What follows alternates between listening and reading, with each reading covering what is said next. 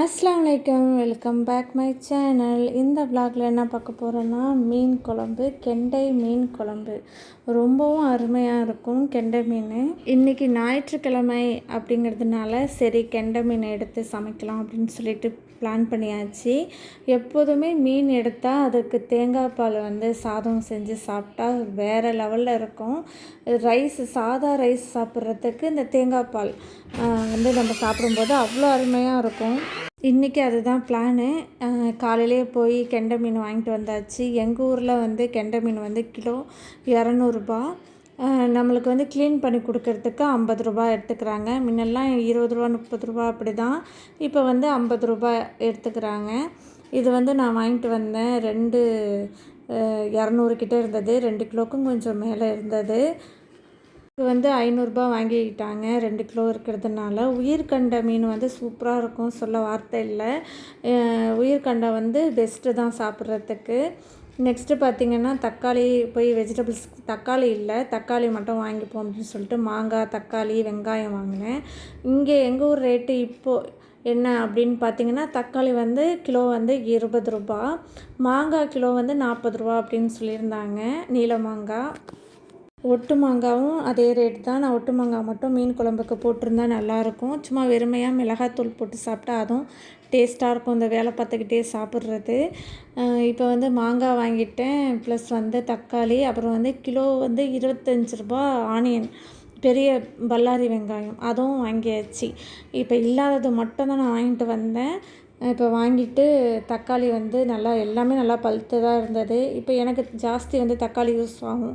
தக்காளி தொக்கு செய்வேன், தக்காளி பச்சடி, அப்புறம் தக்காளியிலே சட்னி அந்த மாதிரி செய்கிறதுனால நான் கொஞ்சம் 2 கிலோ தக்காளி வாங்கிட்டு வந்தேன்.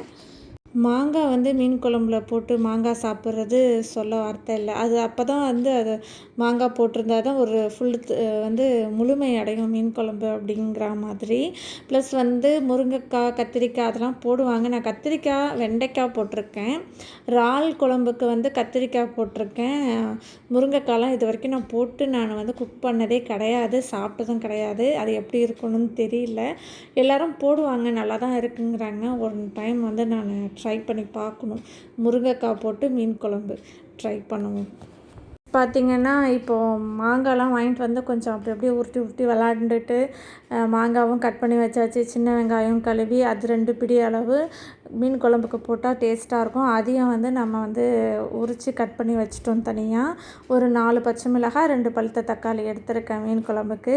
இதெல்லாம் செய்கிறதுக்கு முன்னாடி அரிசி நம்ம ஊற வைக்கணும். அதாவது நான் இப்போ குக் பண்ண போகிறேன் அப்படிங்கும்போது நான் இந்த டயத்தில் ஊற வச்சுருந்தா நான் மீன் குழம்பு எல்லாம் செய்கிறதுக்கு, இதை ரைஸும் நம்ம செய்கிறதுக்கும் இந்த ஊறுறதுக்கும் டைம் கரெக்டாக இருக்கும். புளியும் நான் கரைச்சி எல்லாம் ரெடி பண்ணி வச்சுட்டு தான் நான் தாளிக்கவே போகிறேன். புளி பார்த்திங்கன்னா 10 மினிட்ஸ் ஊறினா போதும், சீக்கிரம் ஊறிடும். நெக்ஸ்ட்டு பார்த்திங்கன்னா அரிசி ஒரு 1/2 hour கம்பல்சரி ஊறணும். ஊறினா தான் ரைஸ் நல்லா சாஃப்டாக இருக்கும். இப்போ 1/2 hour ஊறட்டும் அப்படின்னு சொல்லிட்டு ஃபஸ்ட்டே வேலை பார்க்கறதுக்கு முன்னாடி நான் ரைஸ் ஊற வச்சுட்டேன். இப்போ புளி கரைச்சி வச்சாச்சு, வெங்காயம், மாங்காய், பச்சை மிளகாய், தக்காளி எல்லாமே ரெடியாக எடுத்து வச்சுட்டேன். இப்போ தாளிக்க தான் போகிறோம். கரைச்சி வச்சுருந்த புளியில் தக்காளி 2 தக்காளி எடுத்து பிழிஞ்சு விட்டுடலாம். நெக்ஸ்ட்டு பார்த்திங்கன்னா பச்சை மிளகா 4 எடுத்துருக்கேன். இது அவ்வளோத்துக்கு காரம் இருக்காது. 4 பச்சை மிளகா சேர்த்து அதையும் அந்த புளியோடு சேர்த்துடலாம். நான் இப்போ காஃபி குடிச்சிட்டு அதுக்கப்புறம் வேலை ஸ்டார்ட் பண்ணலான்னு சொல்லிட்டு எனக்கு மட்டும் இப்போ காஃபி போட போகிறேன். ஏன்னா எல்லாம் ரெடி பண்ணிவிட்டு ஒரு டம்ளர் காஃபி குடிச்சிட்டு நம்ம வேலை பார்த்தா தான் கொஞ்சம் எனக்கு வேலை சுறுசுறுப்பாக போகும். எப்போதுமே அப்படி தான். காஃபி எப்போதுமே நான் சன்ரைஸு இல்லாட்டி என்றைக்காவது ஒரு நாள் ப்ரூ அப்படி இருக்கும். இப்போ ப்ரூ என்ன ஆயிடுச்சுன்னா நான் உங்கள்கிட்ட கண்டிப்பாக சொல்லி ஆகணும். இது என்னோடய மன குமுறல் தான். இது என்னென்னா, இது பாக்கெட் 2 ரூபா, 2 ரூபாய்க்கு உள்ள ப்ரூவே இல்லை உள்ளார. அதுதான் இப்போ ரொம்ப வேதனையான விஷயம். எதில் கம்மி பண்ணணுங்காமல் காசை ஏற்றி வச்சு பொருளை ரொம்ப கம்மியாக கொடுத்துருக்காங்க. இப்போ நான் உங்கள்கிட்ட போட்டு காட்டுறேன் பாருங்களேன். இப்போ 2 ரூபா பாக்கெட்டு போட்டிருக்கேன். ஒரே ஒரு சின்ன டம்ளர் அளவு தான் பால் எடுத்திருக்கேன். அதுக்கு நம்மளுக்கு கரெக்டாக இல்லை இந்த ப்ரூ. நம்மளுக்கு அந்த டார்க்னஸ் வரல.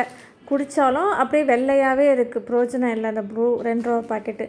அதுக்காக நான் 4 ரூபா, அதாவது 2 ரூபா பாக்கெட்டு போட்டு நான் வந்து இப்போ ப்ரூ காஃபி குடிக்க போகிறேன்.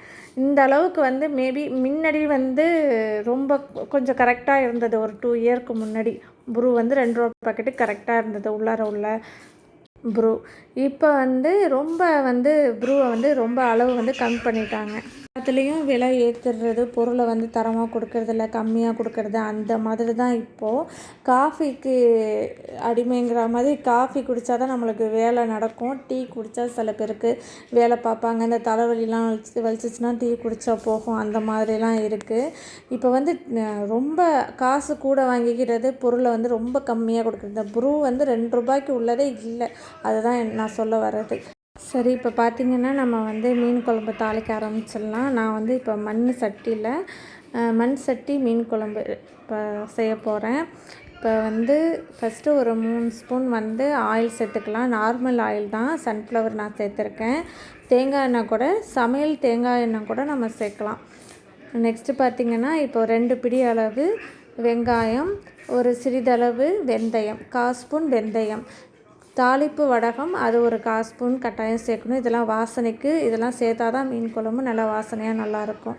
இது நல்லா வதக்கினோன்னே கருவேப்பிலை ஒரு கொத்து சேர்த்துக்கலாம். இந்த வெங்காயம் லைட்டாக வதங்கணும். வதங்கினதுக்கு அப்புறமா மிளகாய்த்தூள் 1/2 ஸ்பூன் சேர்த்துருக்கேன்.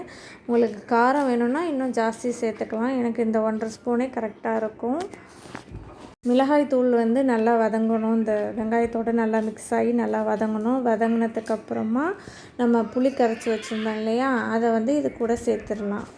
இந்த மீன் குழம்பு வந்து எப்போதுமே மண் சட்டியில் செஞ்சால் அது ஒரு தனி டேஸ்ட்டு தான், நல்ல சுவையாக இருக்கும். ஆனால் மண் சட்டி வந்து ரொம்ப கேர்ஃபுல்லாக நம்ம யூஸ் பண்ணணும். எனக்கு வந்து நான் எப்போயாவது எடுத்து யூஸ் பண்ணுவேன் மீன் குழம்புக்கு மட்டும். அப்படி இருக்கும்போதே கை தவறி கொஞ்சம் டேமேஜ் ஆகிடுது. அந்த வாங்கிறதுக்கு கொஞ்சம் பயமாக இருக்குது. என்னான்னு பார்த்து நம்ம மண் சட்டியை யூஸ் பண்ணாலும் அது கொஞ்சம் டேமேஜ் ஆகி போயிடுது. ஒரு வாட்டி உடஞ்சா அவ்வளோதான், முடிஞ்சிடுச்சு. நம்மளுக்கு நெக்ஸ்ட்டு வந்து யூஸ் பண்ண போகிறது கிடையாது. அதனால் கொஞ்சம் ரொம்ப சேஃப்டியாக பார்த்துக்கணும் மண் சட்டி. இப்போ வந்து நான் புளி கரைச்சி வச்சுருந்த தண்ணியை வந்து இப்போ அந்த வெங்காயத்தோடு சேர்த்தாச்சு. இதில் வந்து ப்ளஸ் என்னென்ன மசாலா சேர்க்க போகிறேன் அப்படின்னா, ஆல்ரெடி நான் வந்து மிளகாய்த்தூள் சேர்த்துட்டேன், மஞ்சள்தூள் 1/4 ஸ்பூன், ஜீரகத்தூள் 1/2 ஸ்பூன், ப்ளஸ் வந்து மல்லித்தூள் 2 ஸ்பூன் சேர்த்துக்கலாம். இது கூட மீன் குழம்பு தூள் மசாலா வீட்டிலே அரைச்சது, இல்லாட்டி பாக்கெட் மசாலா, அதில் ஒரு 2 ஸ்பூன், ஜாஸ்தி வேணால் 2 ஸ்பூன் மட்டும் சேர்த்து உப்பு தேவையான அளவு சேர்த்துக்கலாம். இது கூட நான் வந்து என்ன காய்கறி சேர்த்துருக்கேன்னா, இந்த மசாலாலாம் நல்லா கொதி வரணும். ஒரு 5 மினிட்ஸ் கொதி வந்துடும். அதுக்கப்புறம் தான் காய்கறி சேர்க்கணும். இந்த கத்திரிக்காய், மாங்காய்லாம் டக்குன்னு உடனே வேகிற பொருள், அதனால் 2த்தையும் நான் ஒன்றா போட்டுட்டேன். ப்ளஸ் வந்து வெண்டைக்காயும் போடலாம், நல்லாயிருக்கும் மீன் குழம்புக்கு. வெண்டைக்காய் என்கிட்ட இல்லை, அதனால் கத்திரிக்காய். இது கூட மீனும் சீக்கிரம் வெந்துடும். ஒரு 5 மினிட்ஸ்லேயே இது 3மே வேகிற, ஒரே டயத்தில் வேகிற பொருள். அதனால இந்த 3த்தையும் நான் ஒன்றா போட்டுட்டேன். இப்போ இது கூட நான் தேங்காய் கரைச்சி ஊற்றலை, இப்போ தான் தேங்காய் ஊற்றுறேன். ஏன்னா இது 5 மினிட்ஸ் நல்லா வெந்ததுக்கப்புறமா லாஸ்ட்டாக தேங்காய் ஊற்றணும்.